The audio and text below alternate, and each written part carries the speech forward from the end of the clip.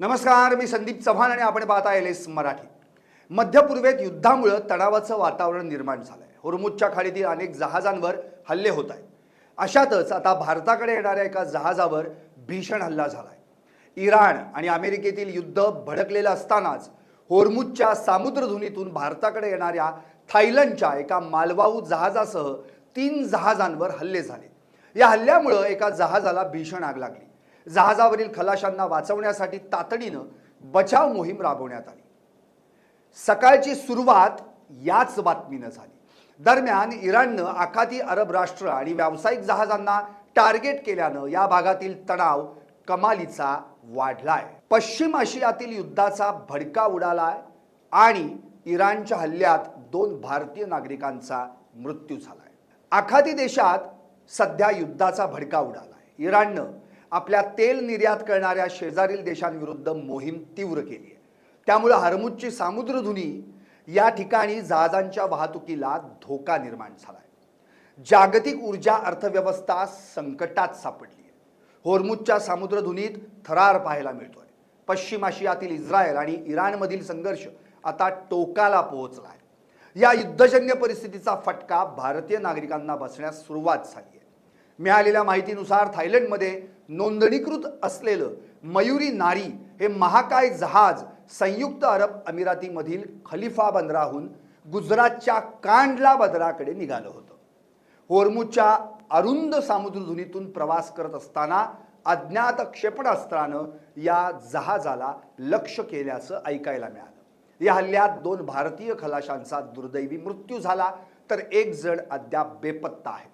या भीषण संकटामुळे परराष्ट्र मंत्रालयानं तातडीनं पावलं उचलण्यास सुरुवात केली आहे। या पार्श्वभूमीवर सरकारनं युद्धग्रस्त भागातील भारतीयांच्या मदतीसाठी 24 तास कार्यरत असणारा स्पेशल कंट्रोल रूम कार्यान्वित केलाय। होर्मुझ सामुद्रधुनी सर्वात महत्त्वाची आहे। होर्मुझ सामुद्रधुनी हा अरुंद समुद्री मार्ग पर्शियन गल्फला अरबी समुद्राशी जोडतो।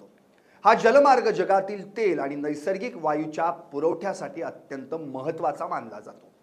जगातील सुमारे 20% तेल आणि नैसर्गिक वायू याच मार्गाने येतं। सौदी अरेबिया, यूएई, कुवेत आणि इराण हे देश आपलं तेल याच मार्गाने निर्यात करतात। मात्र आता जहाजांची वाहतूक थांबल्यानं तेलाचा पुरवठा पूर्णपणे ठप्प झालाय। अनेक देशांमध्ये इंधनाच्या किमती वाढल्या। याचा परिणाम जगभरातील अर्थव्यवस्था आणि पुरवठा साखळीवर देखील होण्याची शक्यता आहे। जहाजाच्या मुख्य भागातून धुराचे लोट रॉयल थाई नौदलानं दिलेल्या माहितीनुसार हल्ल्यानंतर जहाजाच्या मुख्य भागातून आणि वरील संरचनेतून बाहेर येताना दिसले। नौदलानं जारी केलेल्या छायाचित्रांमध्ये जहाजाला आग लागल्यानंतर जीव वाचवण्यासाठी खलाशी लाईफ राफ्टच्या सहाय्यानं समुद्रात उतरताना दिसतात। हे जहाज 178 मीटर लांब असून सुमारे 30,000 टन क्षमतेचं आहे। प्रेशियस शिपिंग या थाई वाहतूक कंपनीच्या मालकीचं हे जहाज आहे। बचाव कार्य युद्धपातळीवर आहे। हल्ल्याची माहिती मिळताच ओमानच्या नौदलानं तातडीनं बचाव कार्य सुरू केलंय। अधिकाऱ्यांनी दिलेल्या माहितीनुसार आतापर्यंत 20 खलाशांना सुखरूप वाचवण्यात यश आलंय। बेपत्ता असलेल्या 3 खलाशांचा शोध घेतला जात असताना त्यामध्ये 2 भारतीयांचा मृत्यू झाल्याची माहिती समोर येते। जहाजावरील आग आता नियंत्रणात आली असली तरी नुकसानीचा नेमका अंदाज अद्याप आलेला नाही। या हल्ल्याचा नेमका तपशील आणि कारणांचा सध्या तपास केला जात असल्याचं थाई नौदलानं आपल्या निवेदनात म्हटलंय। सर्वत्र सागरी सुरक्षेचा इशारा देण्यात आलाय। युनायटेड किंगडम मरीन ट्रेंड ऑपरेशन्सनं यापूर्वीच ओमानच्या उत्तरेला 11 नॉटिकल मैलांवर एका जहाजावर हल्ला झाल्याचा अहवाल दिला होता। या पार्श्वभूमीवर या भागातून प्रवास करणाऱ्या सर्व जहाजांना खबरदारी घेण्याचं आणि कोणत्याही संशयास्पद हालचालीची माहिती देण्याचं आवाहन करण्यात आलंय। पाहत रहा एलएस मराठी।